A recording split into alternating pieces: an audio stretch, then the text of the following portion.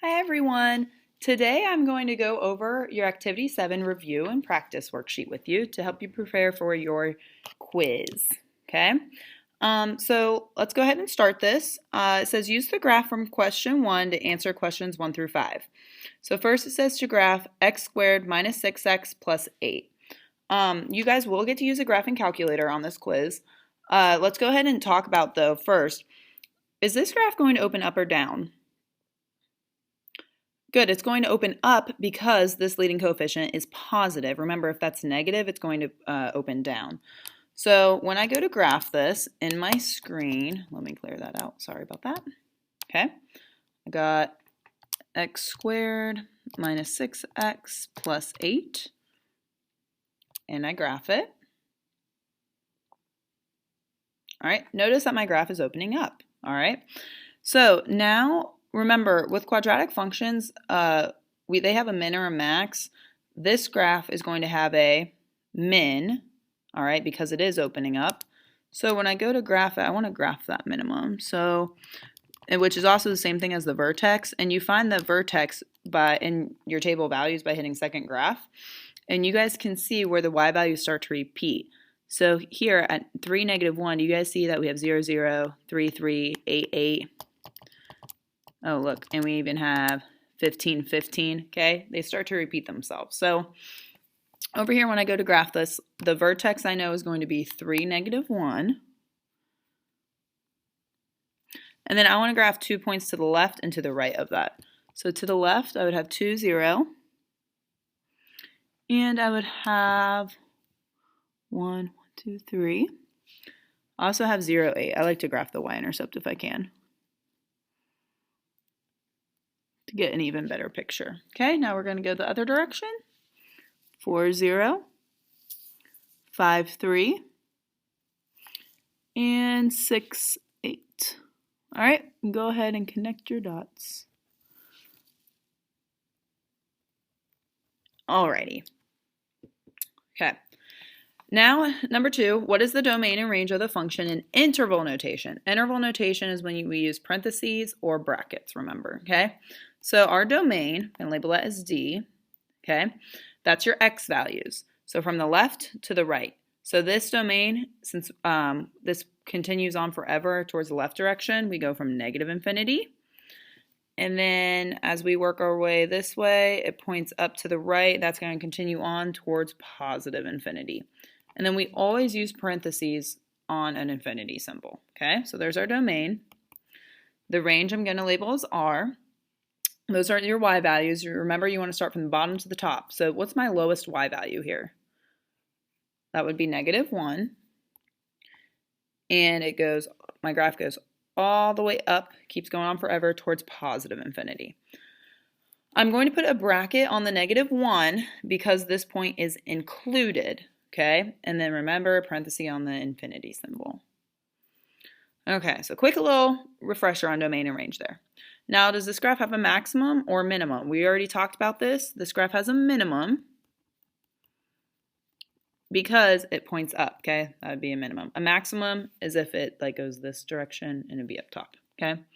What are the coordinates of that minimum, okay? So it just wants the x and the y value. So this coordinate point would be 1, 2, 3, -1, which is also the same thing as your vertex. It's really just your vertex, okay? All right. Honors, I am going to ask you guys where this function is increasing and decreasing in regular. This is just a review for you right here. So let's go ahead and talk about that.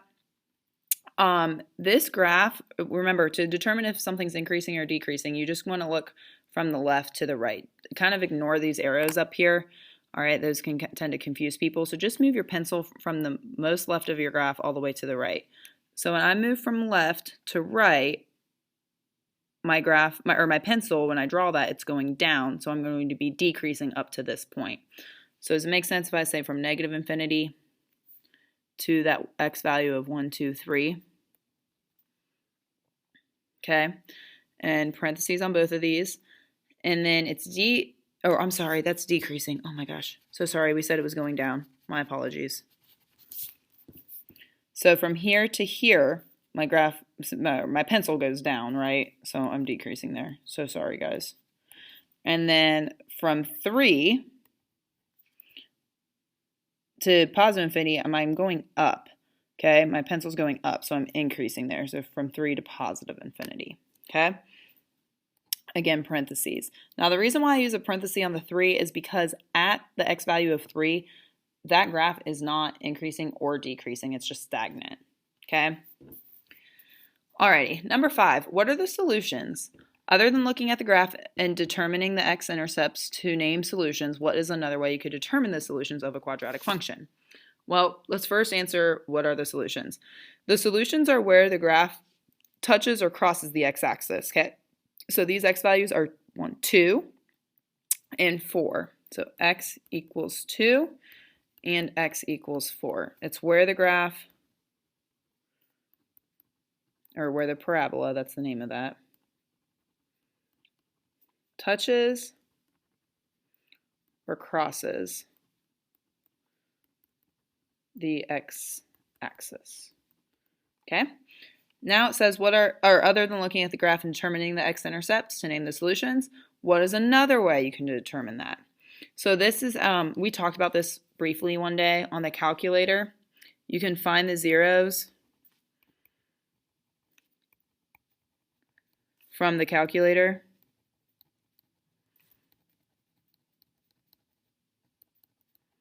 by hitting the button second trace.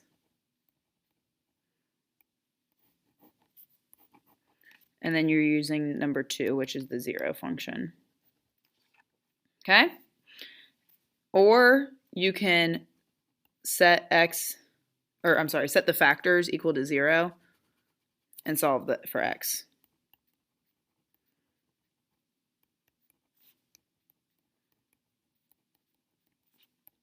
So you could factor this out up here, set both factors equal to 0 and solve for x. So those are just some other ways. Okay? That was just kind of the review question. Alrighty, number 6 through 11. All we're doing here is just factoring. So let's practice our factoring. First, always look for a GCF. I do not have a GCF here. There's nothing that I can divide all these numbers by. So I have no GCF. So now I need to think about how many terms I have. I have 1, 2, 3 terms, which means I'm going to use my guess and check. So let's go ahead and set this up. Okay. X times x will give me x squared, and then factors of 28 that add or subtract to get 11 would be 7 times 4. 7 times 4 is 28, and 7 plus 4 will give me 11. And remember, we can double check this by making our little table. So 7 times x is 7x, and x times 4 is 4x. I need these both to be plus signs in order to add to 11. So that means the 7 has to be positive and the 4 has to be positive. So this is my answer. That makes sense. 7 times 4 is 28. You can always double check one more time. Okay? All right. Number 7. GCF? Nope. Okay? I have 1, 2, 3 terms, so that means I'm going to guess and check. All right? Factors of 6 would be 3 and 2, maybe? So I'm going to try 3x and 2x first for my guess and check. Okay? Now I need factors of 10. Let's try 5 and 2. Let's see what happens here. So 5 times 2 right here would give me 10x, and 3x times 2 would give me 6x. Does 10x plus 6x equal 11x? No, it does not. So let me try to switch the 2 and the 5.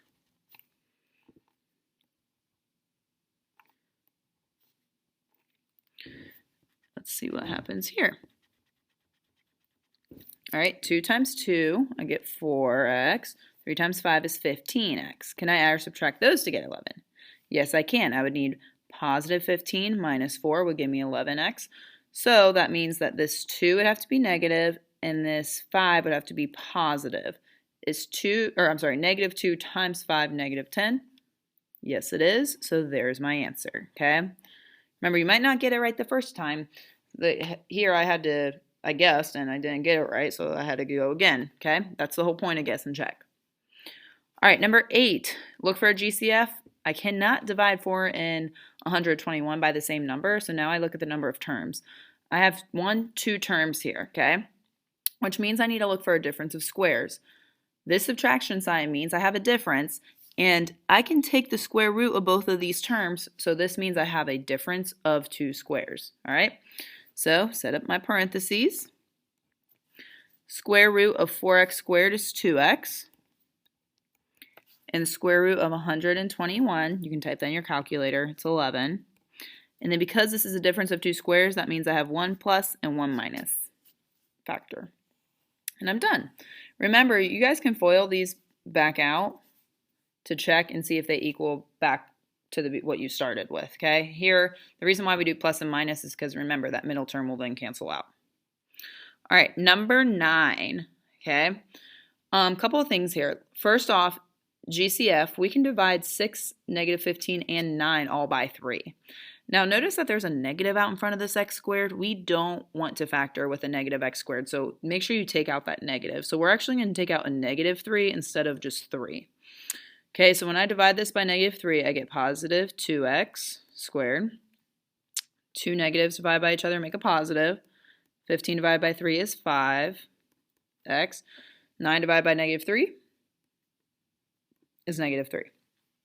So now I have to see if I can factor that further. Always bring down your GCF, don't forget about that. And because I have 3 terms here, I'm going to do guess and check. And let's remember, the only 2 things I can multiply by each other to get this first term would just be 2x times x. That's my only option to get 2x squared, right? Factors of 3 are, my only options are 3 and 1. And so I'm going to try to put my 3 here and my 1 here and see what happens. So I get 1x and I get 6x. I need it to be positive 5, so plus 6 minus 1 is positive 5. So that means this 3 has to be positive and this 1 has to be negative. Negative 1 times positive 3 is negative 3. So we are rock stars. Okay? Remember to just bring down that GCF. A lot of people will forget that. You guys don't forget though. Okay, number 10, GCF. I can divide both of these terms by 2. So I'm left with 4x squared minus 9. Okay? Now I need to see if I can factor this, what's left inside, further. Notice I only have 2 terms here, okay? Which means I need to look for a difference of 2 squares. I have a difference, and I can take the square root of both of these terms. So don't forget, like I said earlier, bring down your GCF, set up your factors. Square root of 4x squared is 2x. Square root of 9 is 3. 1 plus and 1 minus. And I'm done. Okay? Number 11. I have no GCF. I can't divide all those numbers by the same thing. I have 3 terms, so I'm going to do guess and check. Let's set this up. So these are either going to be 9x and 1x or 3x and 3x. I'm going to try 3x and 3x.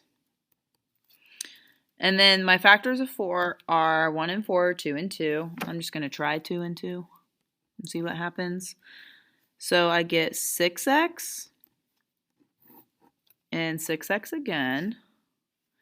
And I need it to be negative 12. So these both would have to be negative. Negative 6 minus 6 is negative 12, which means these have to be negative, these 2's. Negative 2 times negative 2 is positive 4. I did that correctly. Okay?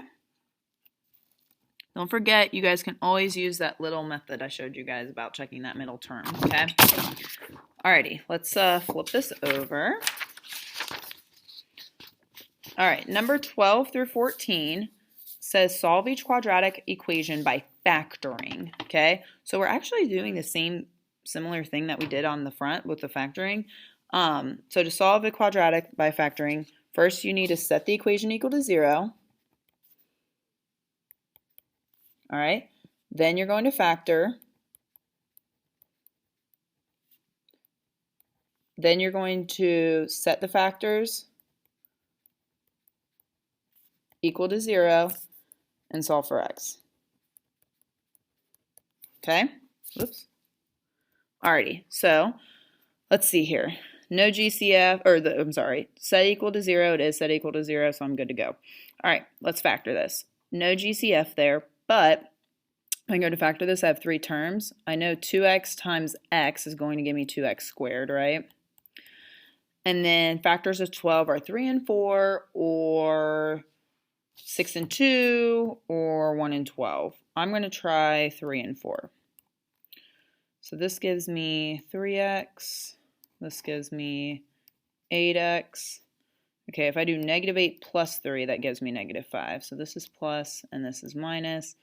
3 times negative 4 is negative 12. So I'm good to go. Alrighty.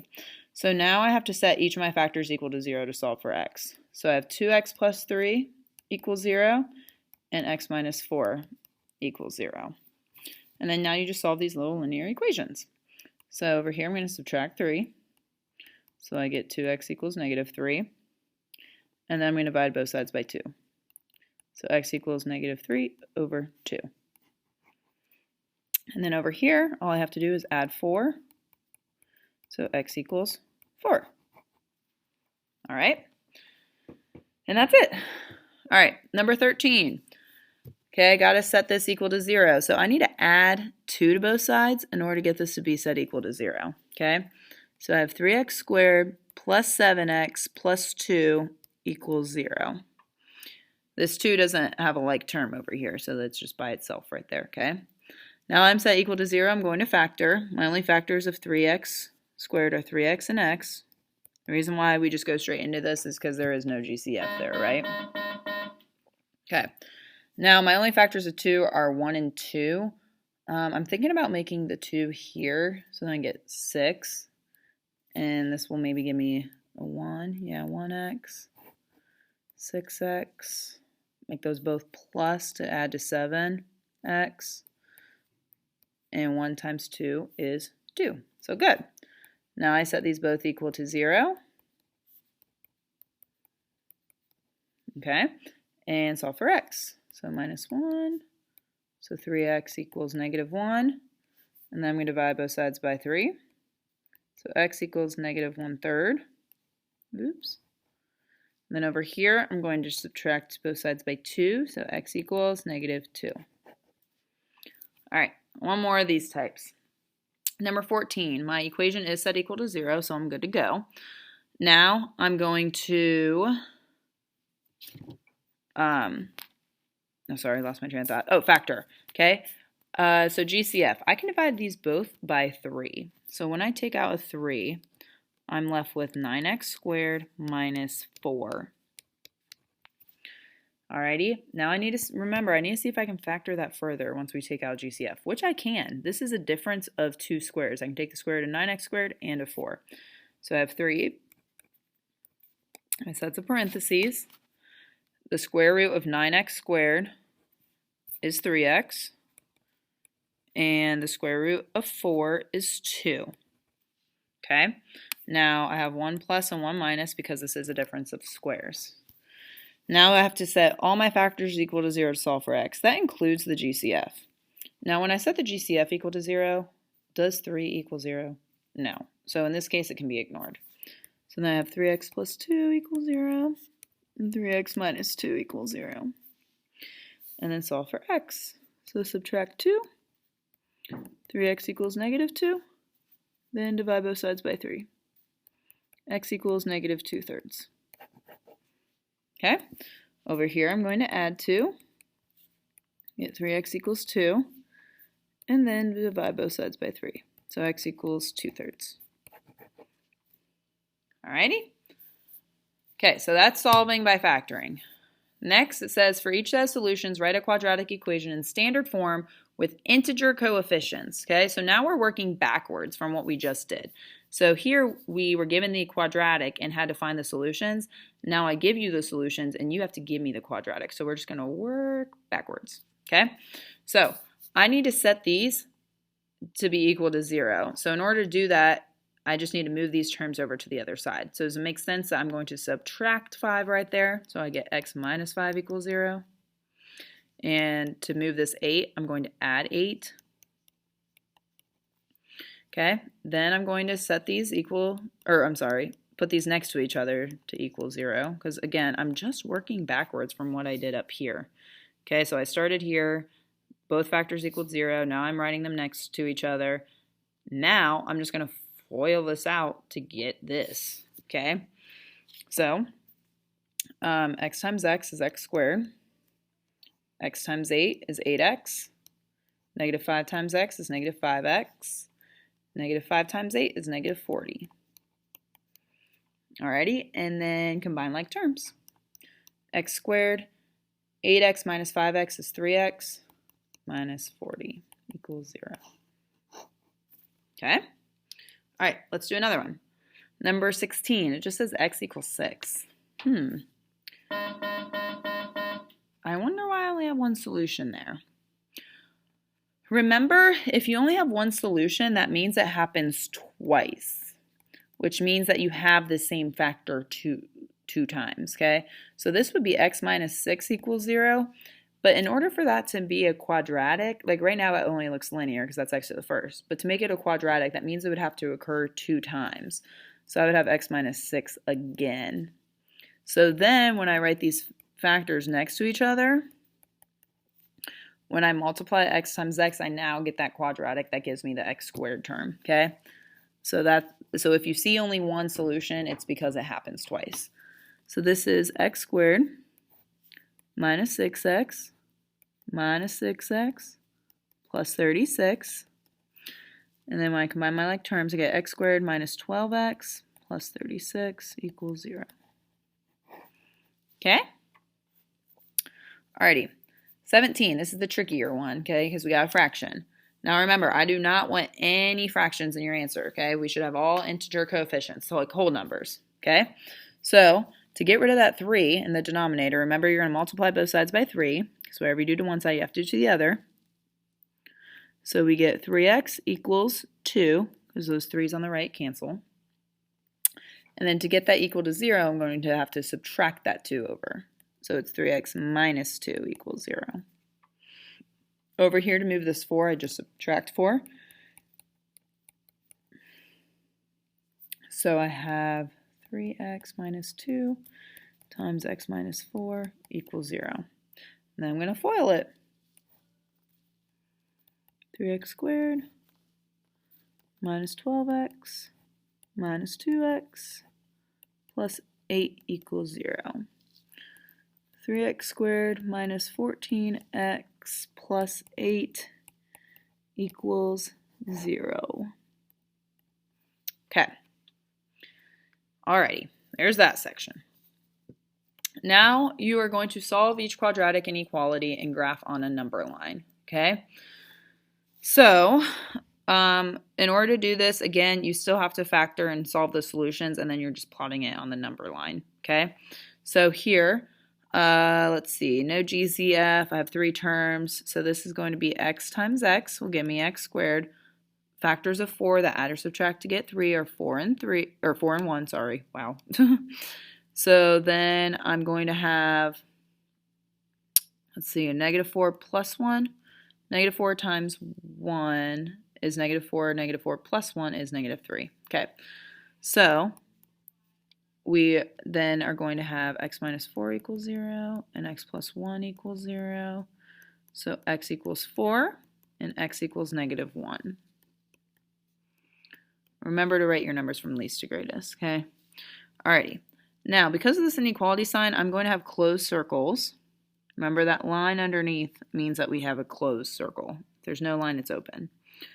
And now I got to figure out my shading. This is when we use a test point, okay? I'm going to use 0. I'm going to see what happens when x equals 0. So when I plug 0 in for x right here, that's just 0. When I plug 0 in here, that's just 0. So I end up with negative 4 is less than or equal to 0. That statement is true, so that means I'm going to shade here. Okay? And with that said, we also have to write what the answer is as inequality notation. So this is when my x values, compare your x value to your solutions. That's basically all you're doing. So x has to be greater than or equal to, because that's the sign I have, the equal to part. Okay, it's a solid dot. Negative 1. It's all the x values greater than it. And x has to be less than or equal to 4, because it goes this way.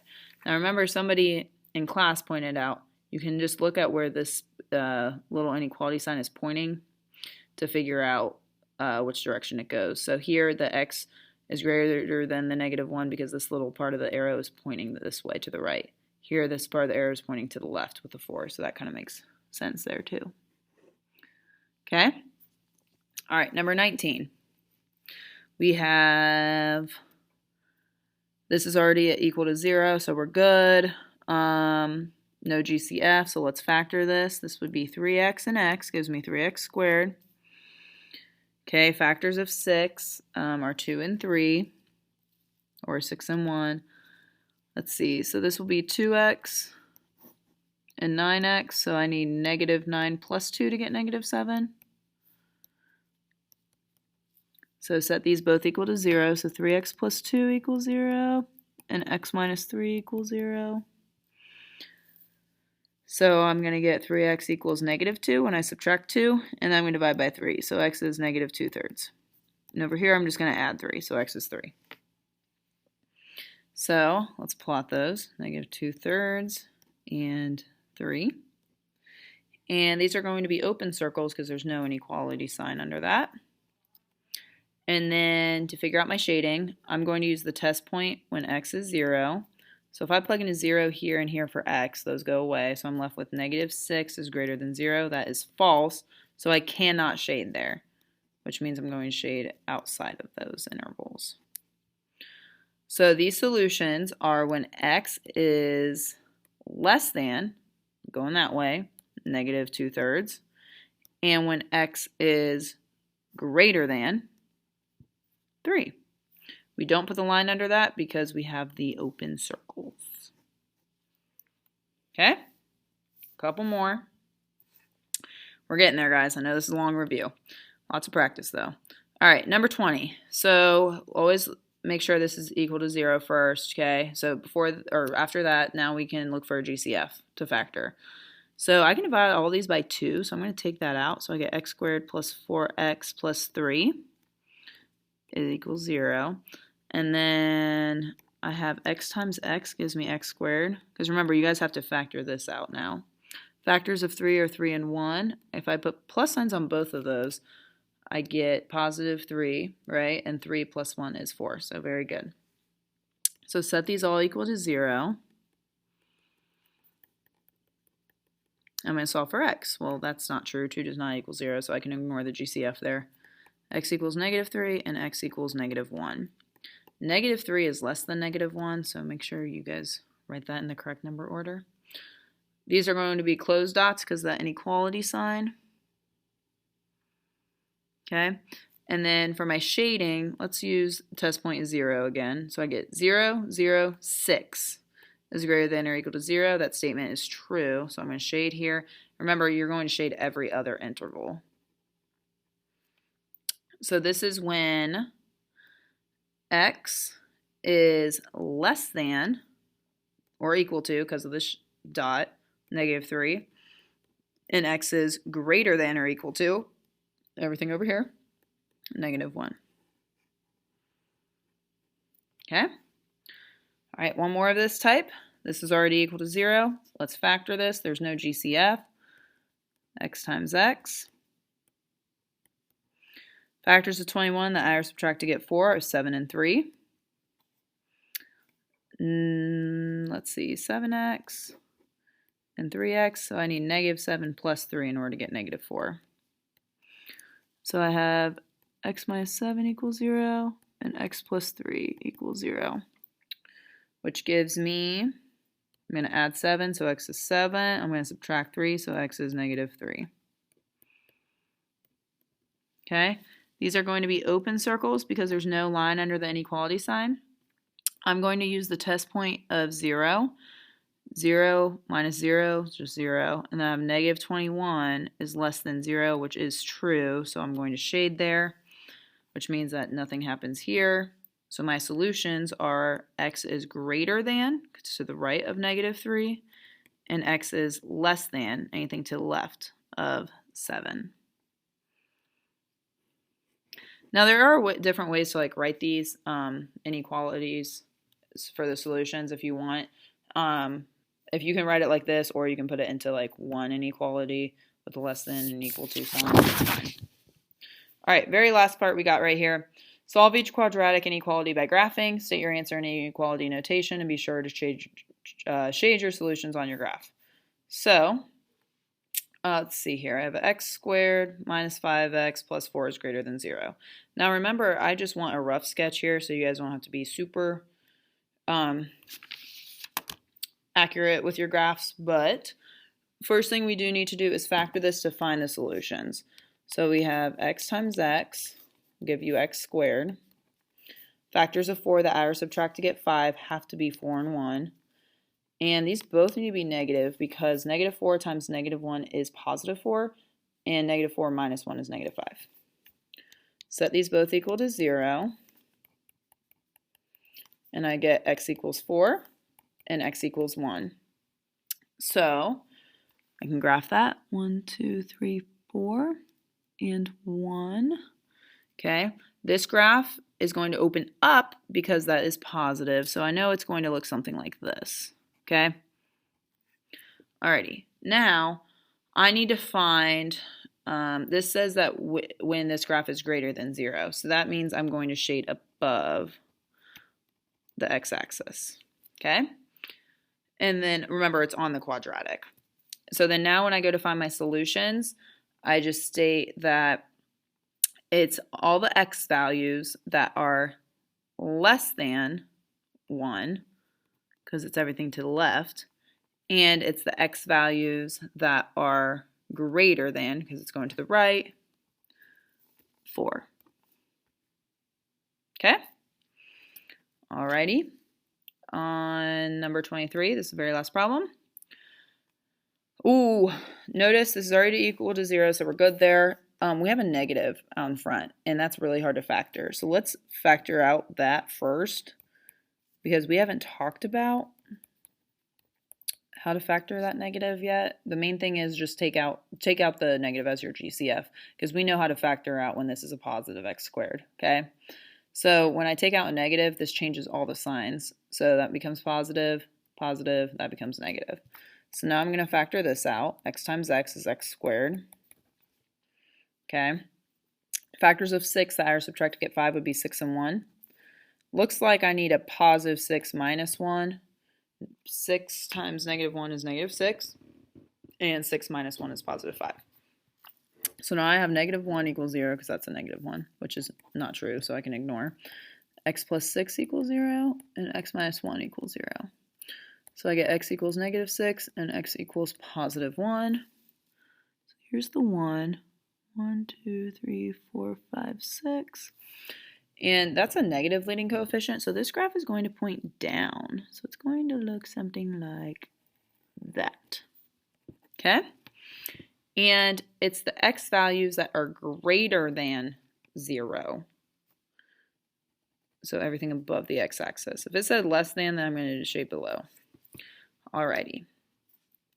Here I want to state my solutions. I'm going to say that, so I'm working with x and negative 6 and x and 1. Okay, let's figure out where these signs go. So x is greater than negative 6 because I'm going this way to the right. And x would be less than negative 1 because it's everything to the left. Okay, now because I have this equal sign up here, okay, I do need to include that down here below because those coordinate points do exist, or they are solutions at when x is negative 6 and 1. Over here, these solutions do not have a line under it because they are not part of the actual solution. All right, there's no line under it, so there's no line here. There's a line under it, so there are lines here. Okay? All right, I know that was a long review, but hopefully this is good practice for your quiz. Let me know if you guys have any questions, and your quiz is not this long. There's like a few problems, only like one graphing, a few factoring, pretty much 1 or 2 of every other type of problem. So it's not nearly as long as this review. But let me know if you guys have any questions. Great job today.